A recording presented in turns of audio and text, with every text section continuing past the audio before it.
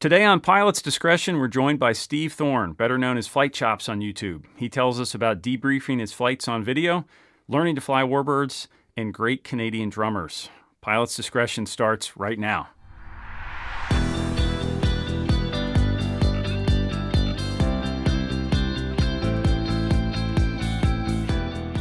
Welcome, pilots. I'm your host, John Zimmerman of Sporties, and thanks for listening. If you like Pilot's Discretion, please follow us in your favorite podcast app and leave us a review.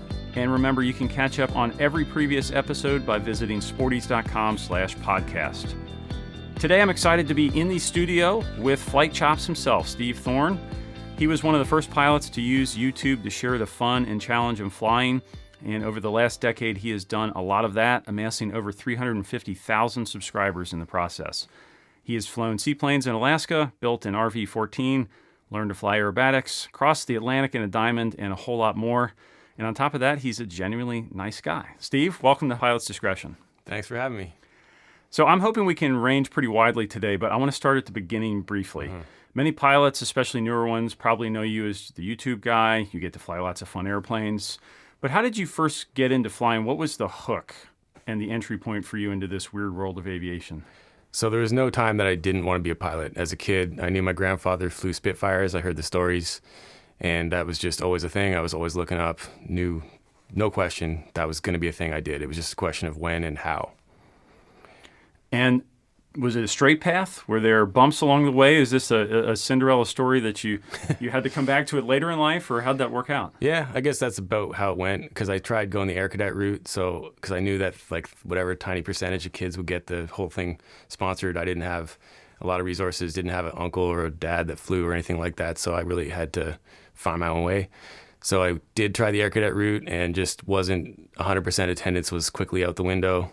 And I knew I was so I felt like polishing boots wasn't something I wanted to do, and didn't end up working out with the air cadets. So I ended up getting a job at a pet store, and I realized I could make the same amount of money in the same amount of time and just fund it myself.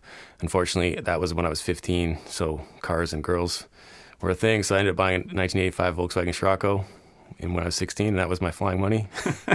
So that got paused, and it ended up being between first and second year university that I really finished it up. And where did video come into it? Is that something you did from the start, or did that come in later on? So I was always also, filmmaking was my thing, so I went to film school, and so I was in the film industry early on, so that was a natural blend for me. And did you do it for yourself at first, or would you always plan to share that with other people? Absolutely was for myself at first, and it was really just privately sharing. When I first saw what portable, tiny lock-off, set-it-and-forget-it cameras could do, for debriefing, I shared it with some of my friends that were pilots and just aviation enthusiasts to say, like when I got recurrent around that time, 2009, 2010, saw what that did for my flying. And I think one of the things that really sold it to me was I did a flight where I had the intercom recording, just a typical city tour in 172 that I've been doing a million times, which we can talk about later as to why I decided to expand. And I was flying with a passenger. It was a great time over the city, and I noticed the controller seemed a little annoyed at one point. And I was like, John, what's up with that? Anyways, whatever. Flight's over. If I didn't have a recording, that would have been as far as the mental note that I made. But it was when I reviewed it that I was like, oh, that was the third time he was trying to get me, because she was talking and I missed the two first calls. And the debrief caught that. So I really fit in the thing to raise my finger. So I always tell passengers, if I raise my finger, just stop talking, because I can't spend time to tell you I need you to be quiet, because that's already being stepped on too much. So I always had that as a informal part of my debrief, but I'd forgotten, or for my briefing, for passengers, I'd forgotten to say it on that flight. So I've just really formally made that as a thing. And that was really the first key debrief point that I took permanently into the rest of my flying from video. That's a great tip. I use the exact same thing, the finger. That two rules when I take people flying. A, we're here to have fun, so if you stop having fun, let me know. But number two, I'm not being rude. If I raise the finger, there's no time to talk. I'm listening or doing something. Yep. So tell me about the debrief, because that's really what your channel is kind of built around. Maybe people don't realize that at first, but I think it's a great concept. What is the value of a debrief for an everyday pilot? So I think a lot of pilots will go home at the end of a flight, hang up the keys and say, that was a good one, or wow, that was windy and it worked out. I don't know. But to me, if you don't make note of what was the wind, how did that go, and then really review what could I have done better, take that with you for the next time. So that, am I good for a 15-knot direct crosswind? I don't know. When was the last time I actually faced that? Was it 6 months ago, 2 years ago? Because if you don't have that kind of noted, in a formal way, it's very difficult to take it to your next flight. So to me, it was just about getting better and constantly learning from where I was at. Yeah, being a pilot, to me, one of the many things you learn is self-awareness, how to, or at least if you're good at it, I think at some point you have to come to terms with noticing how you fly and noticing your habits. And so does that have to be video? Can it be notes? I mean, what are your tips for somebody listening who wants to do a better debrief? Yeah. What should they do? So an early instructor before video taught me, after a flight, like write a paragraph or whatever. Don't just, that one line in your logbook is not enough. So in the early days, I used to write a paragraph. I had a digital file that I would add to and always make note and highlighted the wind conditions and the weather conditions and so on at the top. So video just allowed me to have the longer recording of all of it. But if I needed to relive a flight, I kind of tried to use the military idea that for every one flight hour, I tried to have 3 hours of pre or debrief. Early days, obviously, that was something you can do. Later in flying, it's not necessarily, you're not going to do that level per se, but it really helped me in the early days. And how about balancing as you fly? You've got the flying, you've got the filming.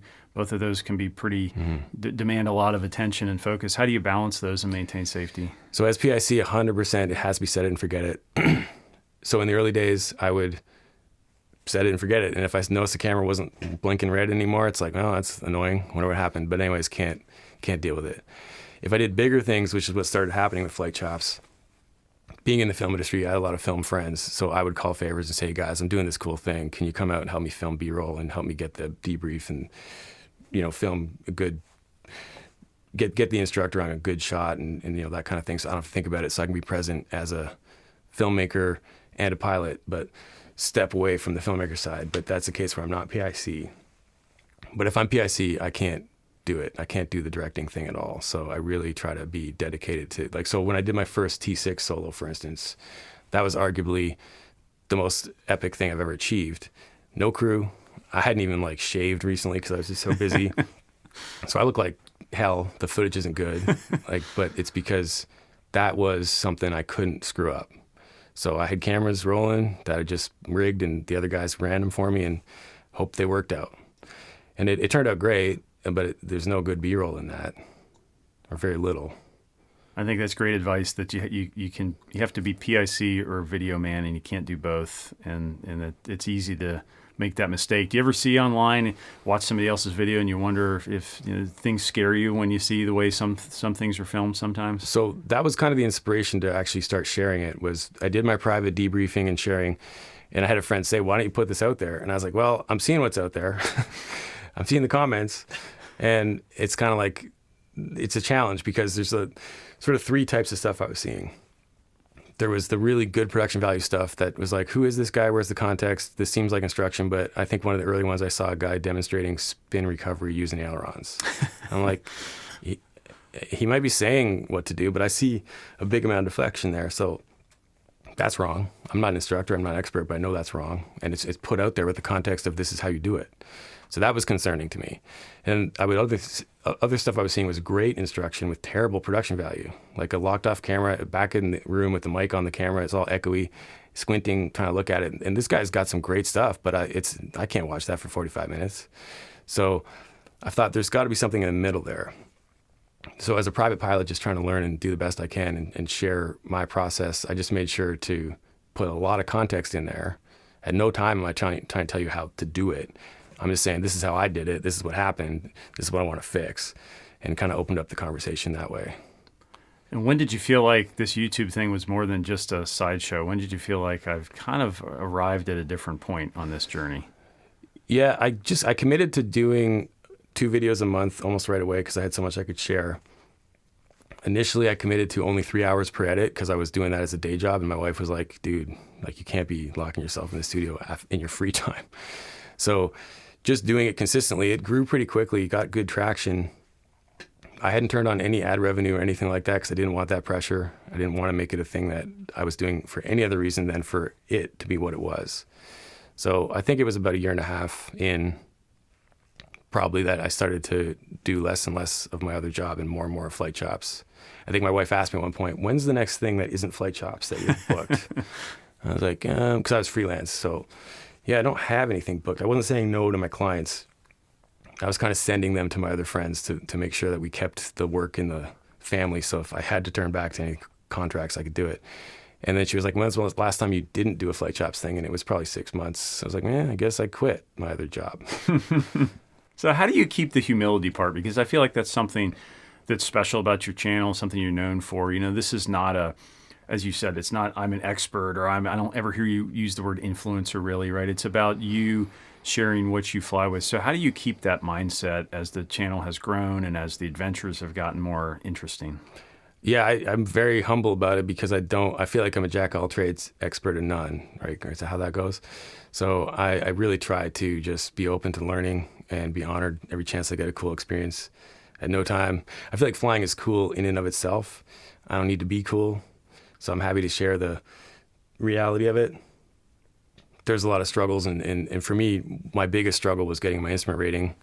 I'm not a good traditional student, never was, and that was like, my wife watched me go through that and said, I've never seen you this low at times. Like I failed my first attempt at the written test. That was really just demoralizing. And it was just really hard, but I shared it and it resonated with a lot of people. I don't think there's a lot of value in showing everything be perfect. I know for me, I'd rather see the mistake and like, oh, okay. It's just easier to learn from something when you see how it can go wrong. So let's talk about weather and decision making. You and I have been talking about this week while you've been here visiting Sporties. And it's one of the great things I think about your channel is you travel in the airplane. It's not just about, local flights on perfect weather days. And I've always felt like that's one of the most exciting, rewarding parts of general aviation is getting in a small airplane and going somewhere. But that means weather. That means 50-50 decisions sometimes, means stress sometimes. So tell me about how you approach that process, and particularly, I think, great example of your flight here to Sporties this week, that you made a lot of different decisions and changes along the way, didn't quite work out the way you hoped, but the end result was fine. So talk me through that process, how you do it, and then with the added challenge of cameras rolling through it all. Well, I mean, honestly, the reason why I reached out to you leading up to that was let's do a pre-brief days in advance. I think we did that 4 days in advance. And I had been looking at it up like a week before because I'm not experienced with this, right? I'm a new instrument pilot. I've only had the rating for a couple of years and I haven't used it a ton. So yeah, this airplane is my traveling machine now. It's got a lot of capability that I need to catch up with my own ability. So I have to find this personal minimums thing, and I have to find a way to use the airplane and make utility, operational IFR flying, being safe but not being too conservative and not going. So yeah, I think I'm going to call this video the go, the no-go, or the maybe go. Because that's what IFR has done for me, is like it took the black and white out of VFR, and now I have a lot of gray decision-making to do, right? So yeah, that pre-brief we did, we identified lots of threats, and we had a great plan, and we thought we knew what was going to happen, and then the day of it went very differently, and threats that we didn't even see coming were what ended up being the problem. So that was a great learning experience to have that trip work out. Yeah, I think that go, no-go binary is just a mistake, and it's easy to say, but especially in the IFR world, like you said, that's not the way weather works. Weather is, it's rarely this is horrible, it's unflyable, or it's perfect, there are no threats, here we go. There's always going to be something, and you can let that get you either way. Obviously, we talk a lot about, being safe, and you don't want to go, get in weather you can't handle. Absolutely agree with that. Don't want to go fly into ice or storms and make a mistake that your family will regret forever. However, you can go too far the other way, and there's probably something on most instrument flights that can scare you off if you're not willing to make some of those gray area decisions. So, talk me through that maybe go. So it's one of these gray decisions where it's not terrible weather, but it's not great weather. What's the mindset you have there? How do you approach that? Even in flight, once you're flying, how do you approach that? Yeah, so that is exactly what happened on this trip to Sporties. We knew there was going to be ice above us if there's any clouds whatsoever, just based on what the freezing level was and so on. But I knew I had enough altitude to do a safe flight and not be in it. But on that day, I'm kind of curious about your perspective on that, because I didn't tell you I was going to launch the night before. I just launched. And then you just saw it on radar, I guess, right? Flight radar? Yeah, like all good pilots, I shamelessly stalk FlightAware at all times for interesting flights, and so I noticed you guys blasting off. I thought, well, this should be interesting. I'm gonna watch how that goes. And So what did you see from your perspective on the ground? So I saw you guys take off. You cleared customs up around Toledo Yeah. and Port Clinton. I saw you take off, and it was pretty good. There was a little line of rain kind of around between Dayton and Columbus. I thought, well, that doesn't look too bad. You might even be under some of that because it was pretty high ceilings. But then this little blob of rain in Kentucky that was supposed to just be rain and move out of the way, all of a sudden exploded into storms in February in Ohio, which was not supposed to happen. And so I thought, well, this is going to be really interesting, and I don't think they're getting in here as scheduled. And I noticed, it looked like you were diverting to the west. I thought, good move. There's plenty. It was a great day for go as far as you can go because there were plenty of good airports to the west. And you guys, I saw you landed, and I thought, well, smart move. The only question now is, do you finish the flight tonight, or have they had enough and they'll do it tomorrow?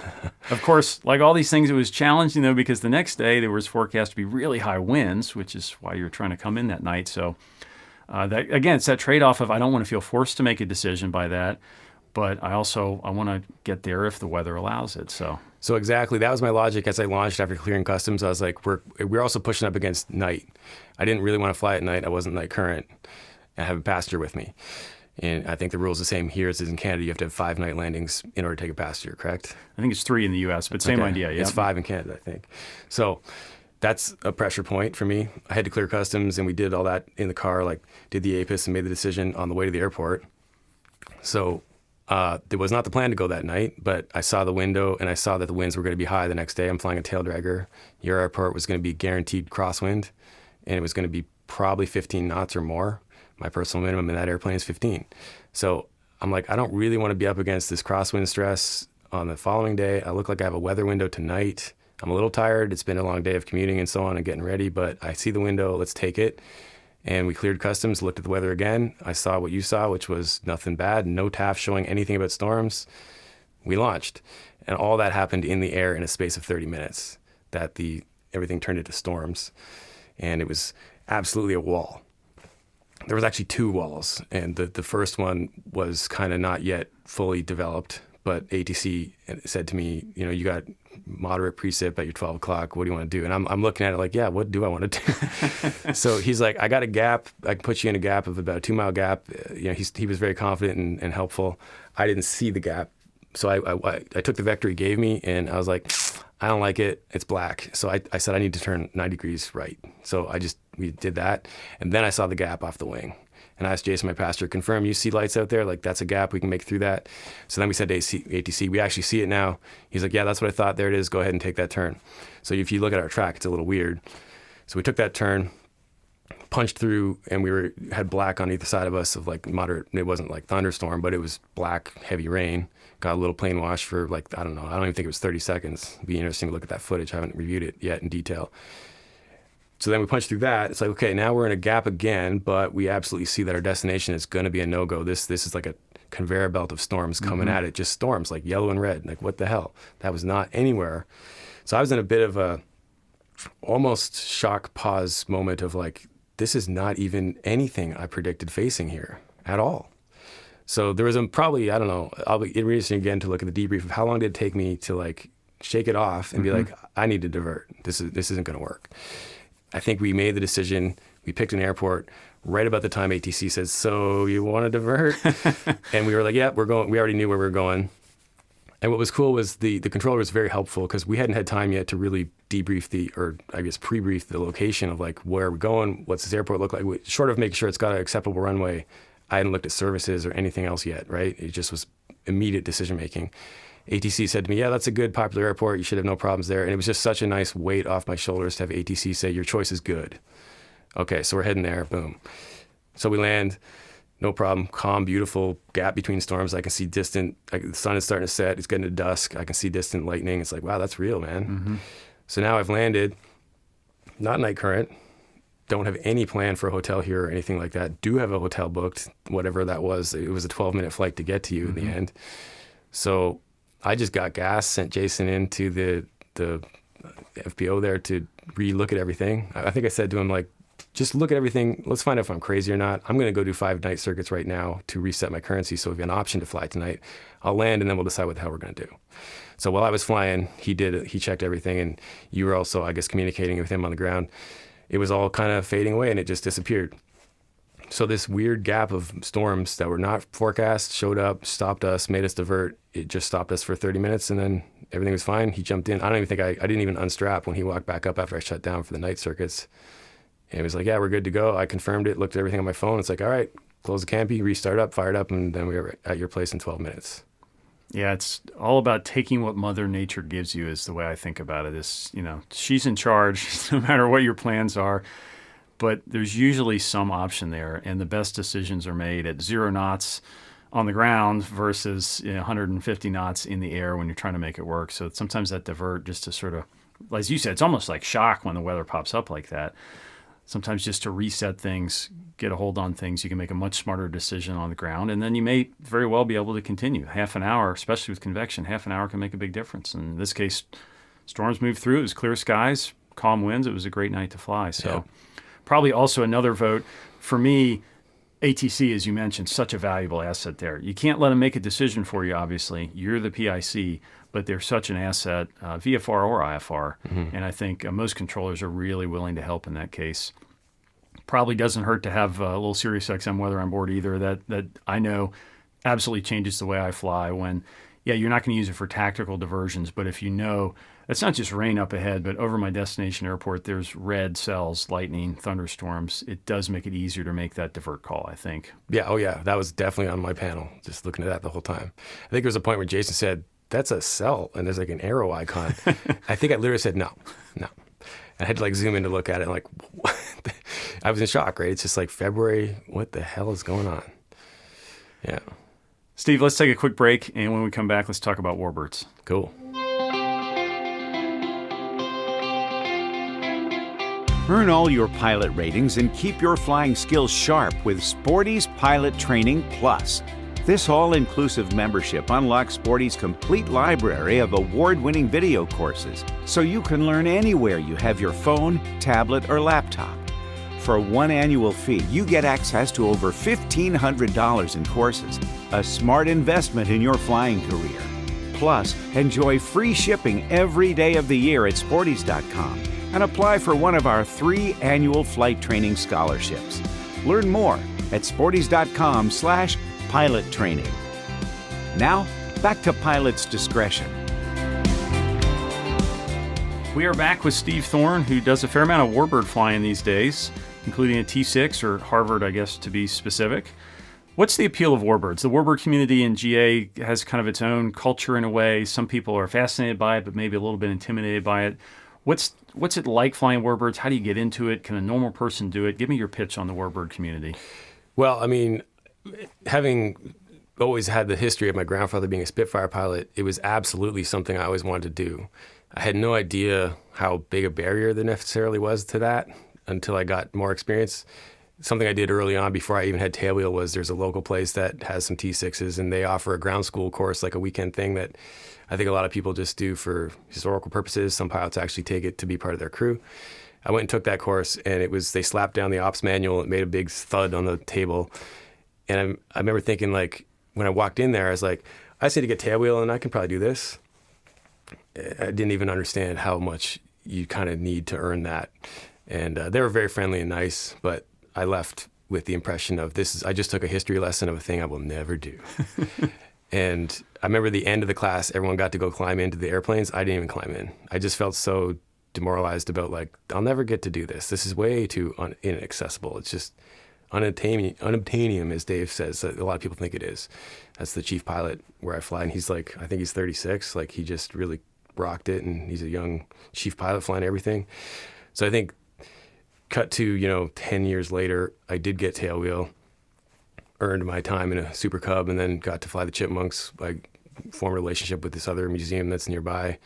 Their chief pilot at the time was an 85-year-old who his feeling was, if you got good feet, I'll train you to fly anything.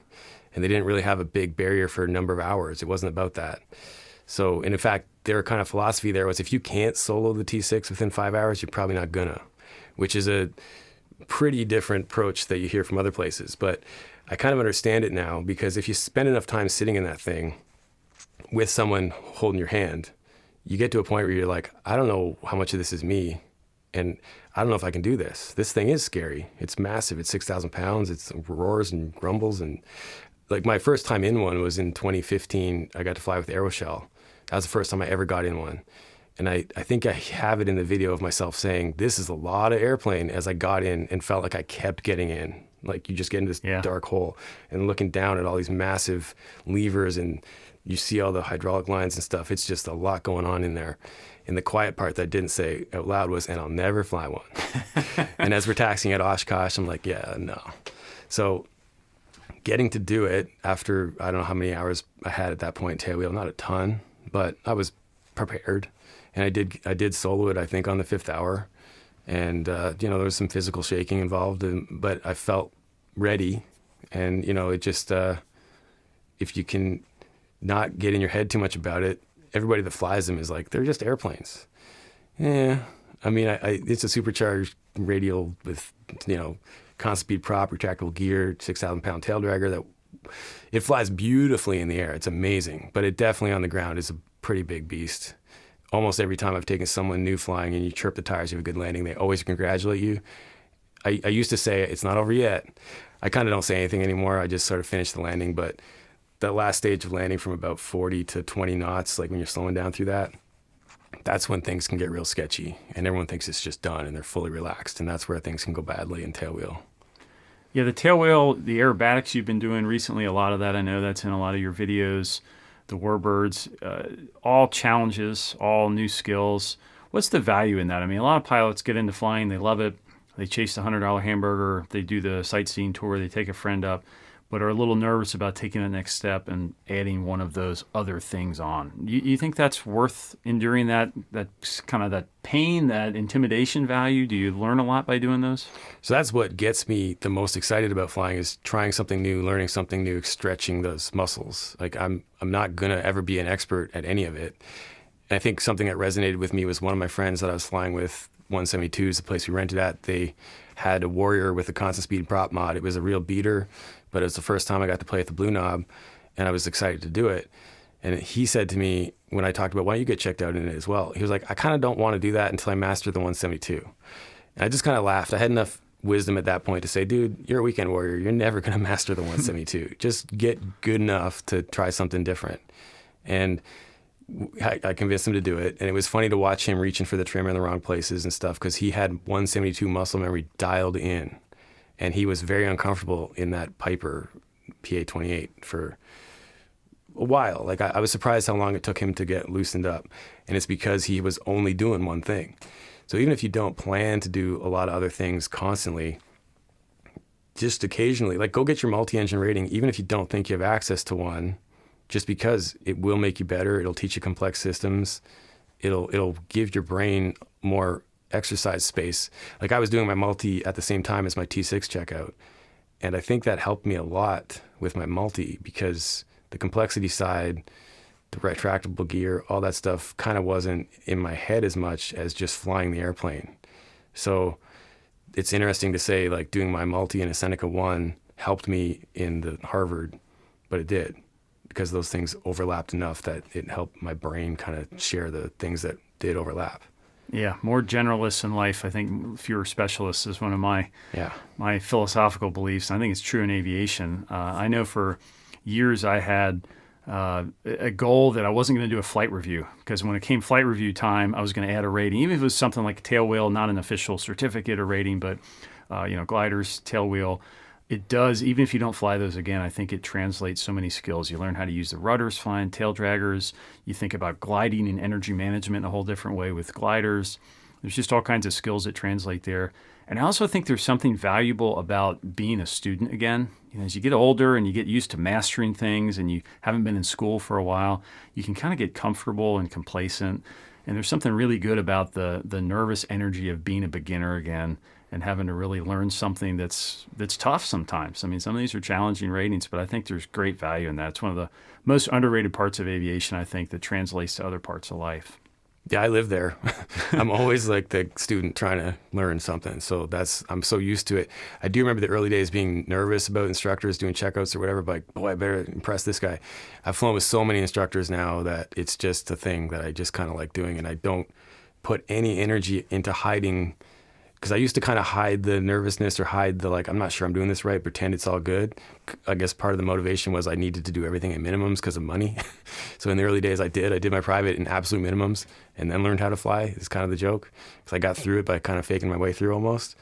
I don't do that now. I kind of am fully like transparent to how I'm feeling. If I don't like something, or I'm like, let's do that again. I don't like that. I don't get it.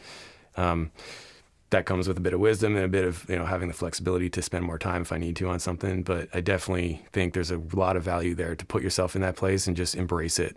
Don't be nervous and don't be stressed out, and don't beat yourself up when it doesn't work, because there will always be those times when you feel like, I suck, I can't do this. You'll have a bad day or just the thing is challenging, but if you push hard, you'll get through it. A couple questions about your RV-14 before we get to our Ready to Copy segment. Great series throughout the last few years on your channel about building this airplane. I got to see it up close and personal this week at Sporty's. It's amazing. The paint's beautiful, the panel, the whole thing.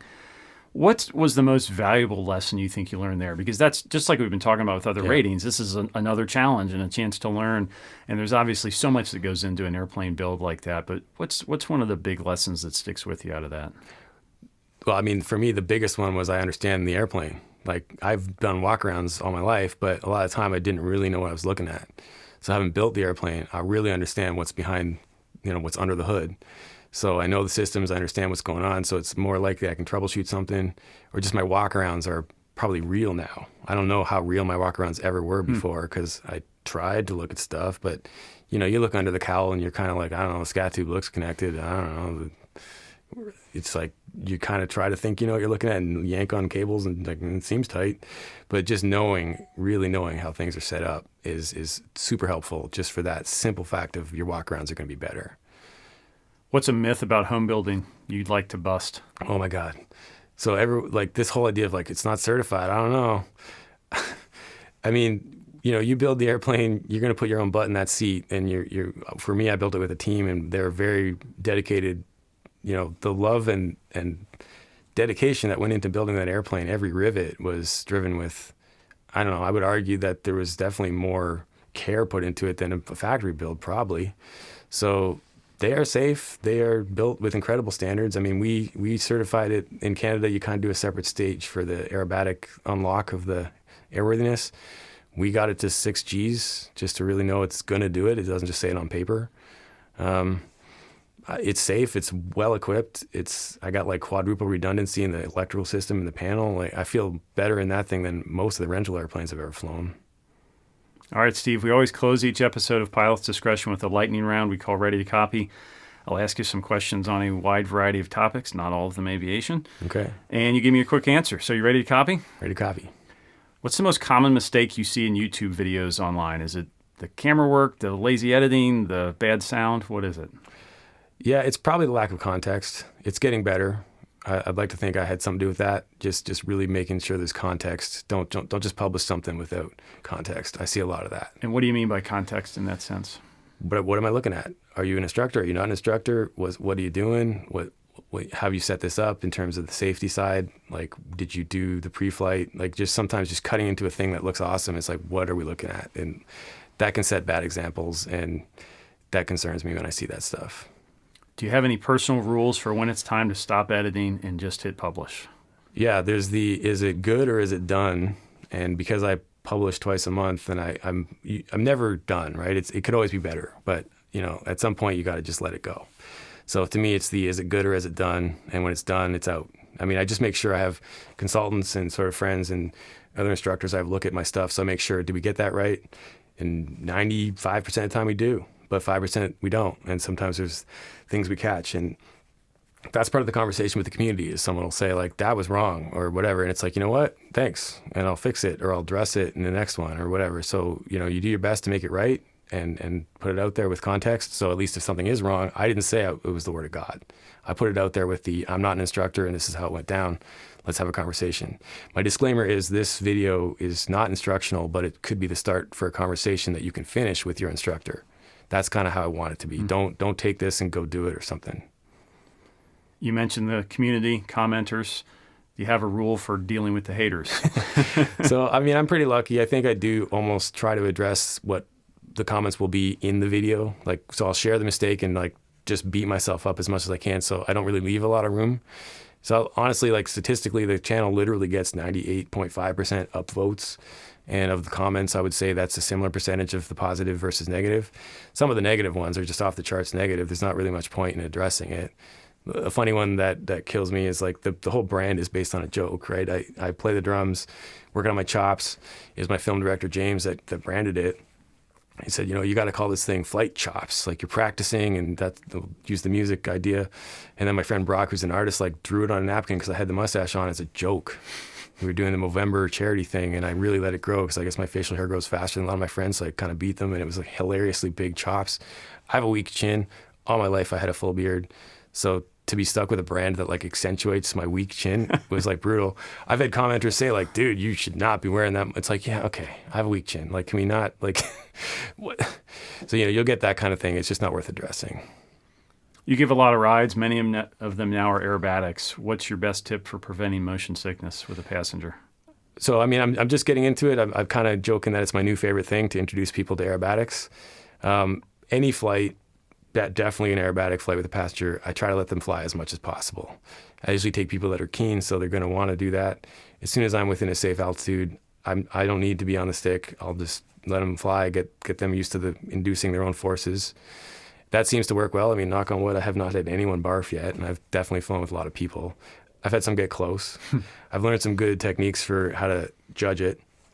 One of them came from my friend Jared, who does a lot of aerobatic rides, and he asked someone to judge 1 out of 10, how you feeling? Just tell me. I'm going to ask you how you feeling. I want you to give me a number. 10 being fine, 1 being I'm nauseous. As soon as they're a 9 or an 8, it's over. Because if you ask people how you're feeling, they'll say, I'm okay. What does that mean?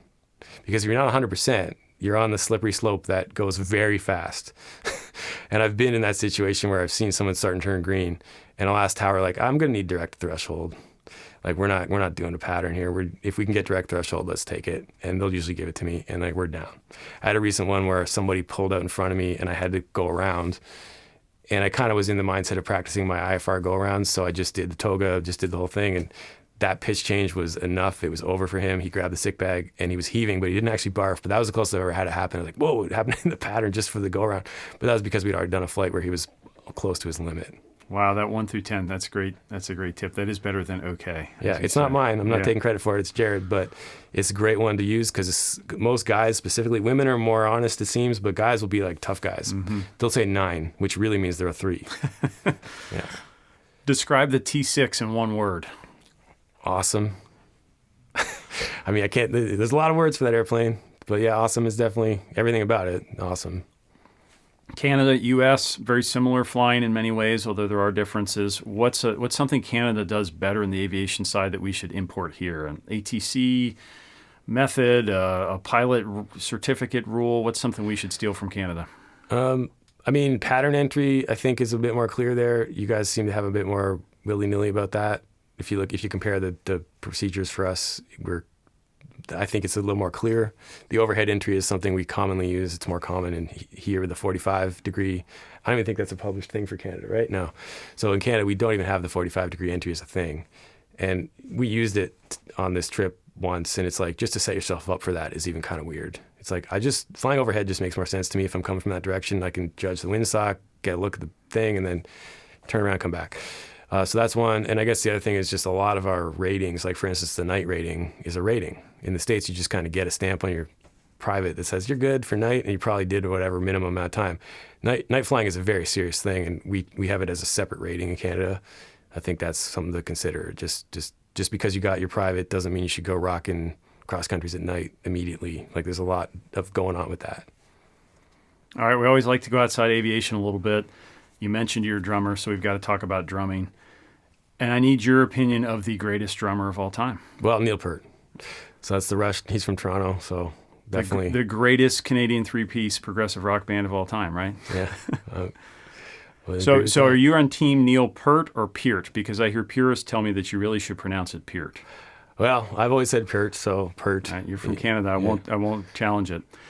This might be a stretch, but are there any similarities between instrument flying and drumming? Yeah. Something about like dividing the tension or keeping all your limbs going in different directions? What is it? I think there's definitely a lot going on there because you've got physical stuff going on, you got mental stuff going on, you got a lot of different parts of your brain that have to be functioning simultaneously. And the chops aspect, like if you don't play the drums regularly, your brain will know how to do a beat or how to play something, but your muscles won't make it happen fast enough because your chops aren't there. Instrument flying is the same thing. I'm still new to it, but I'm very aware that if I'm not proficient, current, those two words are often used interchangeably, but I don't think they shouldn't be. Like proficiency is very different than currency. So it's so easy to get into a situation where you think you're good to go, and then all of a sudden your brain freezes because you took 5 extra seconds to remember how to enter a procedure or something like that. So something as simple as a little trip that causes you to start falling down the hill, and then all of a sudden you're behind the plane because you just were a little slow to do. Like I was testing myself on this trip because we did fly IFR, and some of those legs were short, especially the one going to you. I set up a VNAV profile really quickly just for fun to get myself at pattern altitude 3 miles before your airport on that 12-minute flight. And I did it really quick and I got it to work, and I was like, oh, awesome. As I considered doing that at night with the stress we'd gone through at the end of that day, I was like, should I do this? Like waste my energy on... I was like, I think I have a safety pilot with me. If it doesn't work, I don't care. I'm going straight there. But I got it done, executed it, and the autopilot started the descent with TOD. It all worked out. So that was a good moment of like, let's practice in an environment that's safe and keep my chops up for that.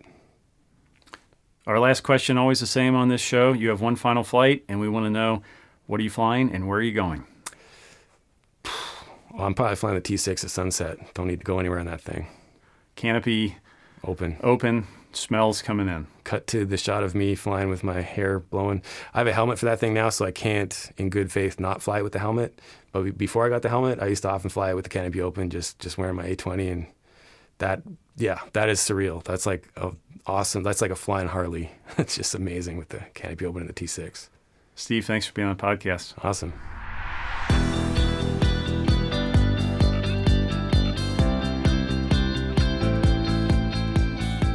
Thanks for listening to Pilot's Discretion, brought to you by Sporty's, training and equipping pilots worldwide for over 60 years. For more episodes and today's show links, visit sportys.com/podcast. I'm John Zimmerman. We'll see you next time on Pilot's Discretion.